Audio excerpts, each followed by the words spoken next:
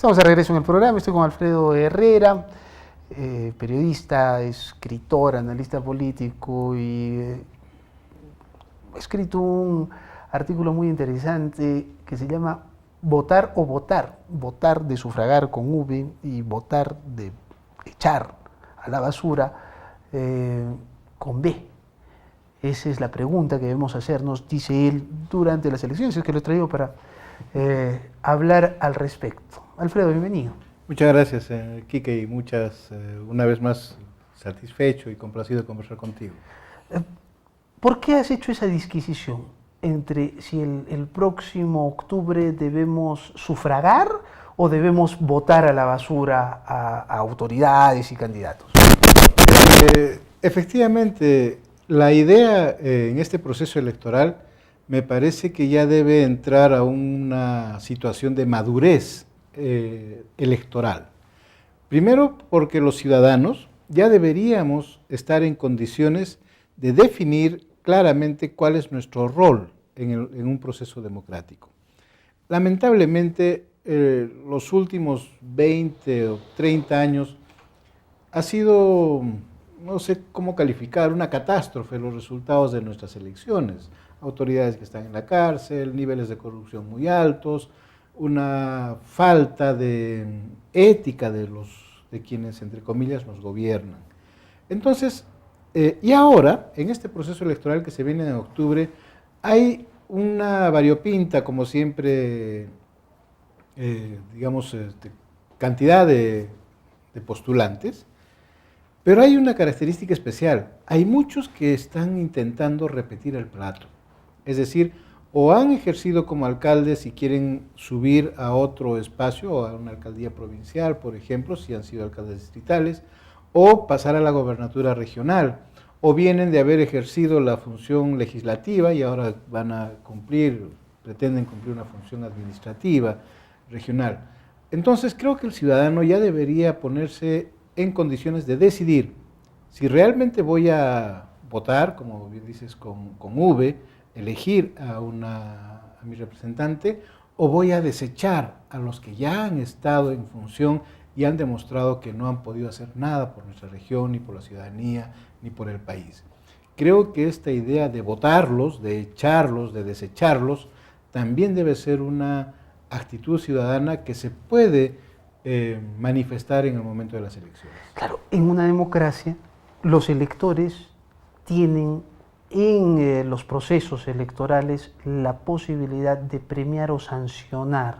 Y tú estás diciendo que ejerzan precisamente esta, yo creo que es una obligación, ¿no? Así es. Esta obligación para hacer que nuestras autoridades sean mejores. El gran asunto es entre quién vamos a elegir, porque en parte de ese artículo tú decías, pues, otra vez parece que, y eso parece repetitivo, incluso ya parece una frase prehecha, ¿no? Uh-huh. Elegir entre el mal menor. ¿Lo ves así? Lamentablemente sigue presentándose ese panorama. A lo que yo apunto es que la ciudadanía debe tener un proceso un poco más detallado y razonado sobre su proceso electoral.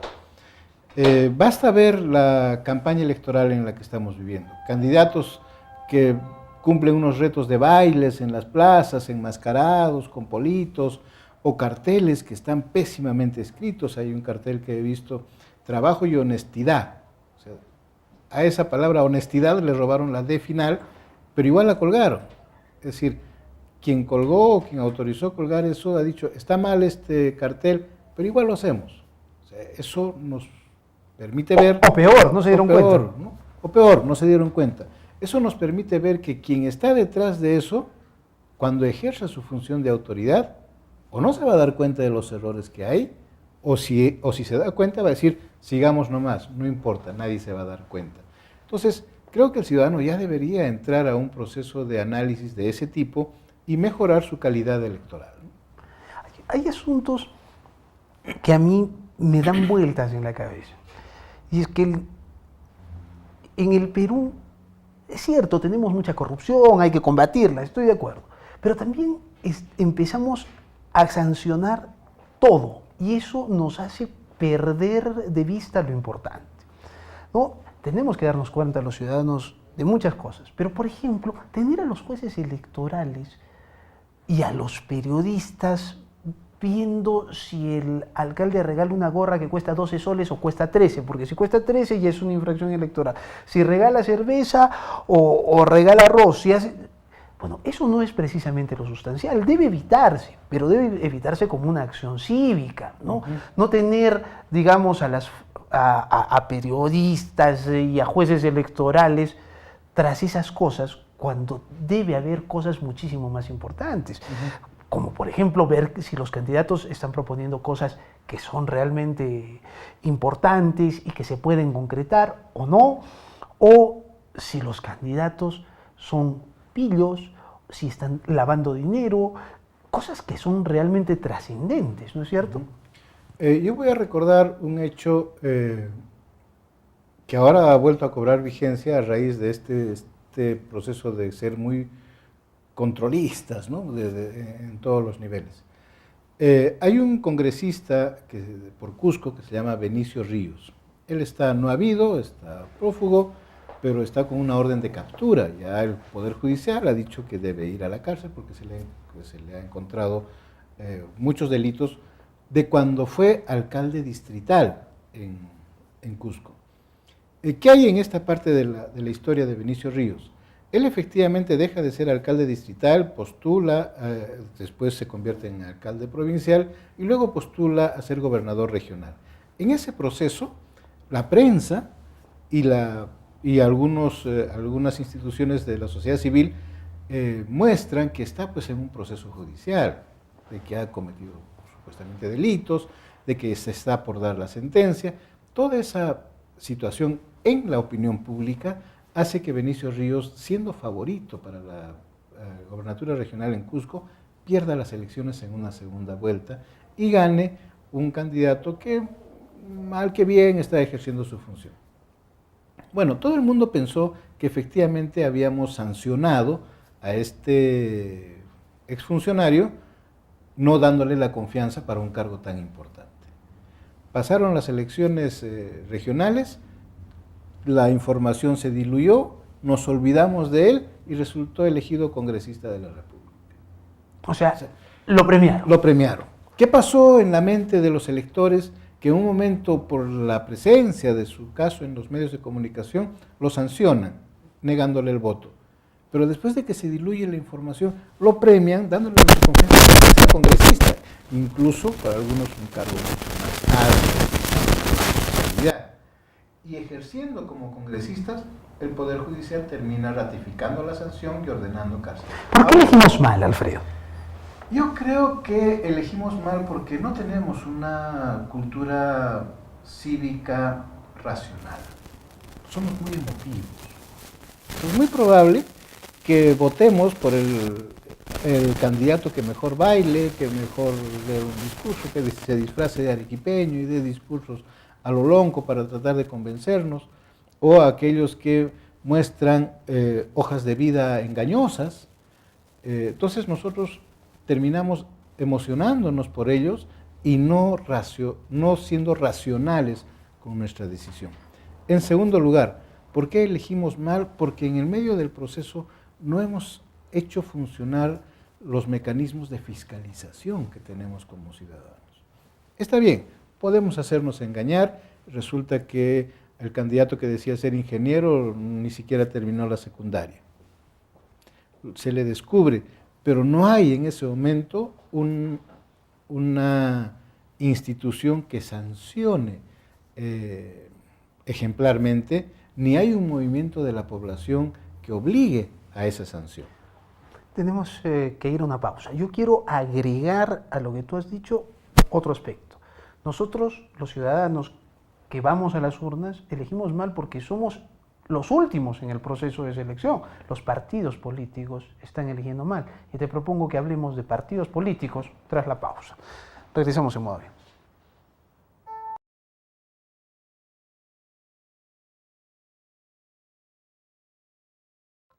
Votar o votar, votar con V, sufragar, o votar de designar, es el título de un artículo que será publicado este domingo en el suplemento dominical del diario El Pueblo y que yo estoy adelantando aquí porque el tema me pareció muy importante.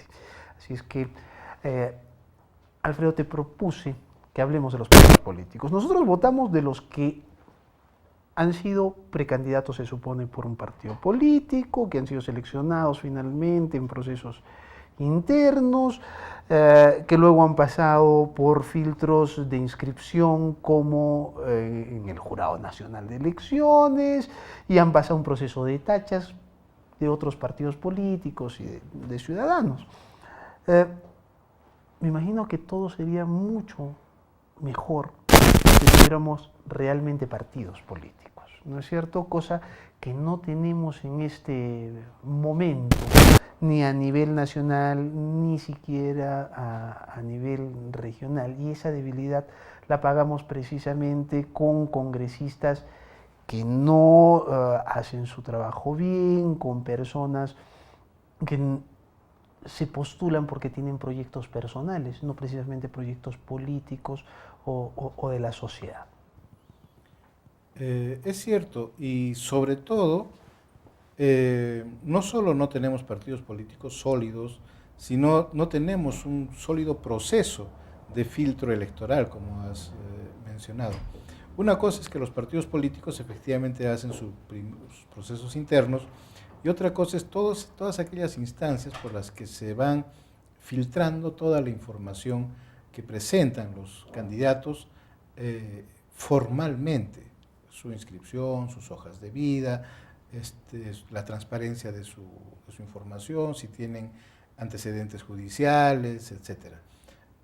Pero al mismo tiempo hay otro filtro que ejercen las instituciones de la sociedad civil y la prensa, que también fiscaliza, que de pronto saca a luz estas supuestas irregularidades o falsedades de los candidatos. Y como bien has adelantado, al final somos los electores quienes tomamos la última decisión. Esta debilidad de los procesos hace que también sean débiles los procesos de fiscalización posterior, ¿no? ¿Y por qué hay una debilidad? Porque precisamente nuestro carácter o nuestra tradición o nuestra cultura electoral no ha llegado a esos niveles. O cuando ha logrado tocar estos puntos álgidos, no hemos visto la sanción adecuada. En el Congreso hay muchos personajes que están muy cuestionados y probadamente se ha demostrado que han mentido en sus hojas de vida, pero nadie termina por sancionarlos, nadie los expulsa. Y finalmente, ¿a quiénes se sanciona? A quienes cometen faltas políticas, ¿no? Ni siquiera este tipo de cosas. Entonces, debe haber internamente en el ciudadano una suerte de decepción en este proceso. Cuando tú y yo estábamos en la universidad, el tema político era un bichito. Tal vez no era pues como en los años, no sé, 70, que todas las universidades estaban completamente politizadas, pero había un bicho por el tema político. Ese bicho político se ha perdido. Los partidos políticos ya no son partidos políticos. En algunos casos son clubes de amigos, en otros casos peor, gavillas. ¿Cómo fortalecemos el proceso político? ¿Cómo hacemos que los ciudadanos otra vez quieran participar en política? El asunto es muy complejo. Toda la etapa de Fujimori, todo el proceso, todos los años de guerra civil en el Perú, esta violencia política que nos ha afectado tanto, ha ahuyentado en los jóvenes la idea del ejercicio político. Efectivamente, las universidades es uno de los primeros lugares donde se ejerce no solo la opinión, sino también la actitud política. Pero hay el criterio de que a los chicos hay que decirles que se dediquen a estudiar y que no se metan en política. Ya esa es una idea de ir frenándoles este bicho del ejercicio. Pero no es una mala recomendación en estos momentos, ¿no es cierto? El gran problema es que primero partidos políticos bien hechos para poder fomentar que se metan, sí, ¿no? pero además los partidos políticos se forman pues con las juventudes, y las juventudes están en las universidades, ¿no? Entonces, ahí hay un proceso. El otro proceso es que los jóvenes no están debidamente o no tienen una información adecuada en ningún lugar, y que esa es una gran falla de nuestro proceso histórico. No tienen una información analítica de lo que se vive y de lo que estamos viviendo. Claro, estamos viviendo un mundo, no en el Perú, en el mundo, completamente individualista. Sí, ¿no? sí, y la tecnología de las comunicaciones ha terminado afectando tanto, individualizando tanto, ha terminado robotizando tanto el pensamiento de los jóvenes, que estos procesos políticos han pasado a un segundo plano. Ahora, tenemos una contradicción tremenda. Altos niveles de impunidad, que podemos verlo, pero también hay altos niveles de procesos judiciales a funcionarios públicos, que hacen que uno no quiera meterse, porque uno quiere participar, termina siendo un alcalde, y después por cerrar un burdel, uno termina con juicios 5 años después y teniendo que pagar millonadas de platas a abogados por cosas realmente que son intrascendentes, mientras que los grandes ladrones, los grandes pillos, como hemos descubierto hace poco, actuaban con total impunidad. Sí, y además, si reducimos un poquito nuestra actitud en el tiempo, o sea, en los últimos meses, fíjate, el país ha salido de una euforia de identidad con respecto al fútbol y el mundial, que aunque muchos lo critiquen, aunque muchos digan que eso es muy banal, sí logra generar actitudes en la población de unión, de nacionalismo, de identidad, lo que se quiera. Pero lo cierto es que la población se pone eufórica en ese sentido. Y pronto cae en una depresión al aparecer los audios famosos del Poder Judicial. Caemos a la realidad, ¿no es cierto? No, la realidad está metida con estas subidas y bajas. El problema es que nos decepcionamos y eso no logramos manifestarlo. O sea, nosotros, si tenemos un triunfo deportivo, está bien, podemos salir a gritarlo a la calle. Pero si tenemos una decepción de este tipo, nadie sale a las calles a manifestar esta decepción. Algo está fallando en el sentido de que los ciudadanos no logramos manifestar ese tipo de acciones. Es que sí estamos hartos, pues, ¿no? O sea, tal vez la euforia que teníamos era precisamente porque no teníamos triunfos, no estamos acostumbrados a ganar. Y cuando lo logramos se nos cae porque otra vez regresamos a lo que yo decía, pues la realidad de siempre, ¿no? O sea, otra vez caemos que somos un país subdesarrollado, con altos grados de corrupción, con injusticia, con autoridades ineficientes. Así porque podría haber autoridades que son honestas, pero que no son eficientes. Efectivamente. O sea, que estamos en un círculo vicioso del que no podemos salir. Y en este momento, con ese tipo de emociones, estamos yendo a un proceso electoral en el que parece que no tenemos visos de liderazgo, no tenemos modelos al que hay que seguir y probablemente no tenemos esperanza de que vayamos a mejorar. Eso no se manifiesta ahora. Eso se va a manifestar dentro de unos años cuando los jóvenes o las nuevas generaciones encuentren sociedades más violentas, encuentren sociedades más corruptas y encuentren una impunidad en la que ellos se van a amparar para seguir cometiendo los errores o las faltas que están cometiendo nuestras autoridades. Tenemos que ir a una pausa. Cuando regresemos voy a seguir con Alfredo Herrera y te propongo un nuevo tema para tocar. ¿Por quiénes deberíamos votar? ¿Por quiénes no deberíamos votar? No hablo de personas específicas, sino de una suerte de tips ciudadanos para poder identificar hacia dónde debería ir dirigido nuestro voto y a quién deberíamos votar con B, desechar efectivamente en las próximas elecciones. Tras la pausa seguimos con Alfredo Herrera.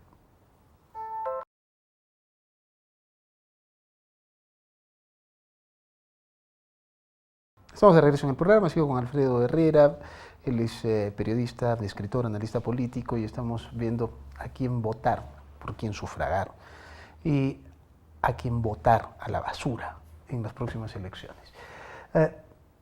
Intentemos desarrollar. En la pausa yo te decía,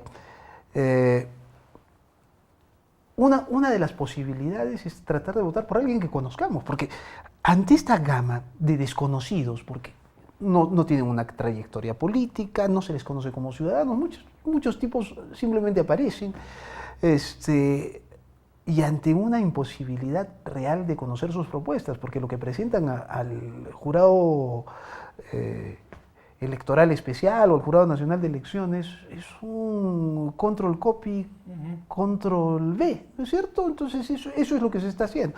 Entonces, de algo tenemos que agarrarnos. Yo lo conozco, sé quién es su familia, sé mayormente cómo se comporta, o otras cosas. ¿Cómo debemos hacer? ¿Qué debemos hacer? ¿Qué debemos reconocer para votar por alguien? ¿Y qué debemos reconocer para no votar por él? A ver, interesante este tema porque aparecen varias ideas.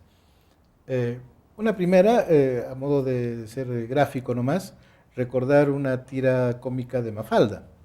El papá de Mafalda está escuchando la radio y hay una noticia que dice, nombraron de autoridad a fulano de tal.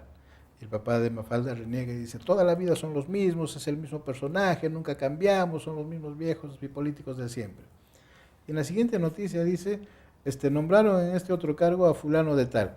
Y el papá de Mafalda dice, ya ese quien lo conoce, toda la vida improvisando, entonces no está contento ni con uno ni con otro. Así efectivamente a veces funcionamos la lógica del ciudadano. En segundo lugar, estas recomendaciones que hacemos muy formalmente al ciudadano y le decimos, infórmese ciudadano, revise las hojas de vida, eso no funciona, ya, ni leemos los periódicos a ese nivel, ni vamos al internet a darnos cuenta quiénes son. Entonces, ¿cómo tomamos una decisión? Yo empezaría diciendo por quiénes no votar, es decir, a quiénes vamos a votarlos, a desecharlos. Al tacho de basura. Al tacho de basura. Mi propuesta es no elegir a los que ya ejercieron alguna función pública. No estás de acuerdo con la reelección. No estoy de acuerdo con la reelección, ni elegir a quien fue alcalde distrital y se presenta ahora para alcalde provincial, no elegirlo. A nadie que ya haya ejercido una función pública, no hay que elegirlo. ¿Por qué te desagrada? ¿Por qué no te gusta la carrera política? Porque en general, Quique, han demostrado que no han hecho gran cosa por nuestra sociedad. Si hacemos un balance muy objetivo de qué han hecho y qué no han hecho, el resultado es negativo. El resultado es negativo. O sea, tú prefieres, aquí no es más vale malo conocido que nuevo por conocer, aquí es al revés. Más vale que nos juguemos un albur con alguien a ver si le achuntamos. Sí. ¿Sí? Porque el refrán se ha hecho más dramático. No importa que robe, pero hace obra. O sea, ya no. Eso limpiaría un poco este panorama electoral que tiene mucho por barrerse. En segundo lugar, has mencionado la carrera política. Hay muchos candidatos en todo sitio que intentan una y otra vez, elección tras elección, asumir algún cargo. Hasta que de pronto lo logran, ¿no? Pero han pasado, ¿cuántos? Elegimos cada 4 años, entonces no es que es de ahorita, han estado 15, 20 años intentando un cargo político. Efectivamente, eso es una carrera política. Bueno, no es una carrera política, y sabes que estuve conversando con algunas personas que han tratado de seguir esto y que han estado metidos dentro de campañas. Y precisamente tocaba ese tema. Mira, esta es la 3ª o 4ª vez que postula. Claro. Y no les interesa ganar, me dijeron. Entonces ahí yo me descuadré. O sea, y me dijo, por supuesto que no les interesa ganar. Cada campaña política que ellos hacen es un gran negocio para ellos, porque ya lo hemos visto. Además, se está discutiendo en estos momentos en la opinión pública.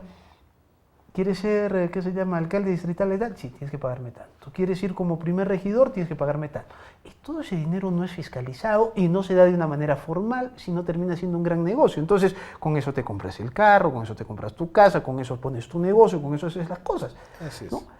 El otro tema, mucho más preocupante, es que muchos candidatos tampoco les interesa ganar, porque lo que están haciendo es lavar dinero. en la campaña. Es una muy buena manera efectivamente. ¿qué se llama eso? Hay muchas maneras de asegurarse. Es decir, yo me postulo para alcalde y sé que no voy a ganar, pero es altamente probable que mi primer regidor sí logre entrar al cuerpo de regidores. Entonces ese primer regidor, ¿qué va a hacer? Va a generar proyectos a mis empresas, va a contratar a mi gente, etcétera. Efectivamente, hay todo un gran negocio ahí que la población en general no termina entrando ni discutiendo en ese sentido. Simplemente ve rostros y esta duda de a quién elegir. Ahora, efectivamente, yo creo que no sería mala idea, mi propuesta, obviamente, a raíz de este análisis, sería elegir a alguien que sea joven. Esto de que los jóvenes que no tienen experiencia, etcétera, también es muy relativo, es un mito, ¿no? Pero yo elegiría a alguien joven, En segundo lugar, ¿a quién daría mi confianza? A alguien que en sus discursos sea lo más coherente posible. Que es difícil también saber quién tiene un discurso, ¿no?, de ese tipo. Pero sí, se nota. Ahí hay un punto en contra. Todos dicen, el político que no miente no es político. Así que si un político viene a decirte la verdad, ese no sirve para nada, ¿no? Entonces, hay esas ideas. En segundo lugar, sí, efectivamente sería bueno elegir a alguien que tú conozcas. Es decir, has mencionado algo interesante. Estamos en una metrópoli en la que ya hemos ido perdiendo de vista las familias, los amigos, ya no tenemos ese conocimiento como antes, ¿no? Este es de tal familia, entonces conozco a todos los de la familia y sé que es una familia honesta. Ya no estamos en una ciudad como esa, pero sí estamos en posibilidades de saber, él es buen abogado, él es buen ingeniero, etcétera. Y esa sería otra idea. Los antecedentes son importantes también, porque perdemos de vista muchas cosas, ¿no es cierto? Sí. O sea, si hay un candidato que ha sido presidente del club de fútbol tantos y allí no lo quieren, si ha sido el presidente de la asociación de padres de familia del colegio y ahí está criticado, bueno, si no ha podido con eso, pues no le des pues el gobierno de la ciudad y no le des tantos millones por administrar. Sí, efectivamente, son algunos detalles que a veces se nos pasan por desapercibidos, porque en plenos procesos electorales, ese que fue presidente del colegio o del club deportivo también te va a endulzar con otras cosas y es capaz de convencerte, ¿no?